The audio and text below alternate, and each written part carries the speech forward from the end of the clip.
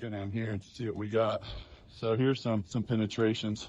One thing to look for is these galvanized metal gas exhaust vents. They'll last forever as long as they don't corrode. But you can see here, this one is corroding because it has not been painted, or if it was, it looks like it might have been painted in the past, and it's failing. So we would come through here, seal everything back up on, and put a couple of good coats of Rust-Oleum on it, and make sure that we prevent that corrosion from reoccurring.